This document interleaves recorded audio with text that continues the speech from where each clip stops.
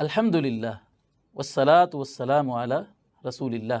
रोज़े और सब्र का आपस में बड़ा गहरा ताल्लुक़ है, बल्कि इन दोनों लफ्ज़ों का लुग़वी माना भी एक है। रोज़ा जिसे अरबी में सौम कहा गया है, सौम का लुग़वी माना भी रुकना है और सब्र का लुग़वी माना भी रुकना है। गोया के दोनों का माना सौम का और सब्र का एक ही माना है और वह है रुकना। रोज़ेदार सब्र का एक पैकर होता है, वो सारा दिन रोज़ा रख कर सब्र का बड़ा खूबसूरत तरीके से अमली मुज़ाहरा कर रहा होता है। वो इस तरह कि अहले इल्म ने सब्र की 3 अक़साम बयान की हैं और वो तीनों किस्में रोज़े के अंदर पाई जाती हैं। सब्र की 3 किस्मों में से एक किस्म होती है अस्सब्रु अला ताआ, दूसरी किस्म होती है अस्सब्रु अनिल मासिया और तीसरी किस्म है अस्सब्रु अलल बलाया। अस्सब्रु अला ताआ, अल्लाह की इताअत पर सब्र करना। रोज़ादार इसका भी मुज़ाहरा कर रहा होता है कि वो रोज़ा रख कर वो नमाज़ें भी पढ़ता है, रोज़ा रख कर कुरान मजीद की तिलावत भी करता है, ज़िक्र अज़कार करता है और मशक्क़त को बर्दाश्त करता है। यानी रोज़े की हालत में भी इबादात को दिल लगी के साथ सर अंजाम देकर वो अल्लाह ताला की इताअत पर सब्र कर रहा होता है।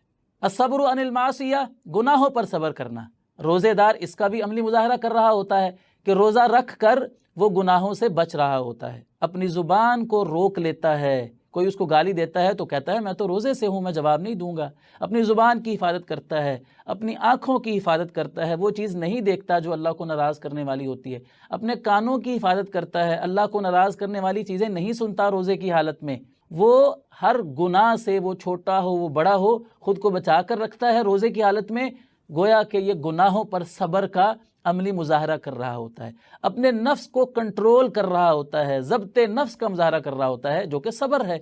और तीसरे नंबर पर बलाया, सब्र, तकलीफ़ों पर सब्र, मशक्क़तों पर सब्र। रोज़े की हालत में उस पर मशक्क़तें आती हैं, उसे प्यास लगती है, उसे भूख लगती है, उसे गर्मी लगती है, लेकिन वो इस सब कुछ को बर्दाश्त करता है। पानी का एक घूंट भी हलक के नीचे से नहीं उतारता है, हालांकि वो वज़ू भी करता है, ज़ोहर की नमाज में भी वज़ू करता है, असर की नमाज में भी वज़ू करता है, कुली करने के लिए मुंह में पानी भी डालता है। वो चाहे तो चंद कतरे हलक से नीचे लेकर जा सकता है, किसी को भी पता नहीं चलने वाला, लेकिन इसके बावजूद वो जानता है कि अल्लाह देख रहा है, तो वो सब्र कर लेता है। एक घूंट भी पानी का हलक के नीचे नहीं गुजारता।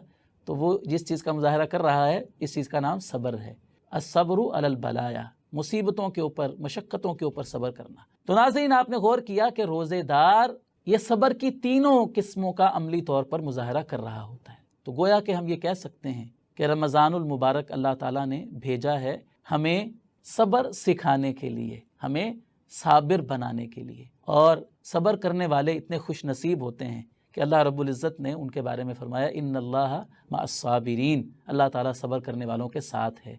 कहीं फरमाया इन्नमा युवफ़्फ़स्साबिरून अजरहुम बिगैरि हिसाब, अल्लाह ताला सब्र करने वालों को बग़ैर हिसाब के अजर अता फरमाएगा। और ये रोज़े के बारे में भी अल्लाह रब्बुल इज़्ज़त ने हदीस कुदसी में इरशाद फरमाया है कि उसका अजर जो है वो बग़ैर हिसाब है। अस्सौमु ली व अना अजज़ी बिह, कि रोज़ा बंदा मेरे लिए रखता है तो उसको अजर भी मैं ही अता करूँगा। बंदा मेरे लिए, अल्लाह ताला फरमाते हैं यदउ तामहु व शराबहु व शहवतहु मिन अजली, मेरे बंदे ने खाना पीना और अपनी शहवत को पूरा करना मेरी खातिर छोड़ा है, मेरी खातिर छोड़ा है, मेरी खातिर उसने सब्र का मुज़ाहरा किया है, तो उसको अजर भी मैं ही उस बग़ैर हिसाब के अता फरमाऊँगा। और जब जन्नती जन्नत में जाएंगे तो वहाँ पर फरिश्तों की तरफ से उनका इस्तकबाल होगा, जन्नतियों का इस्तकबाल होगा, उनको प्रोटोकॉल मिलेगा।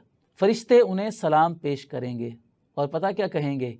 फरिश्ते कहेंगे जन्नतियों से सलामुन अलैकुम बिमा सबरतुम फनिअमा उक़बद्दार, जन्नतियों तुम पर सलामती हो, तुम पर सलामती हो इस वजह से कि तुमने सब्र किया है। तुम जो जन्नत में आए हो, तुम्हें जो जन्नत का दाखिला नसीब हुआ है, तो इसके पीछे तुम्हारा सब्र है। सलामुन अलैकुम बिमा सबरतुम फनिअमा उक़बद्दार, ये जो तुम्हारे लिए घर है जन्नत का, वो क्या ही अच्छा घर है, क्या ही अल्लाह ताला ने तुम्हें जगह अता फरमा दी है, क्या ठिकाना अता फरमा दिया है कि अल्लाह ताला ने तुम्हें जन्नत का वारिस बना दिया है। और یہ سب کچھ جو تمہیں جنت میں عطا ہو رہا ہے یہ دنیا میں تمہارے صبر کرنے کا نتیجہ ہے۔ تو ضرورت اس بات کی ہے کہ جس صبر کو ہم روزے کے ذریعے سے سیکھتے ہیں، روزہ ہمیں صبر سکھانے کے لیے آتا ہے، تو ہم روزے سے صبر سیکھیں اور رمضان المبارک کے گزرنے کے بعد بھی ہم عملی طور پر اسی طرح صابر بن کر زندگی گزاریں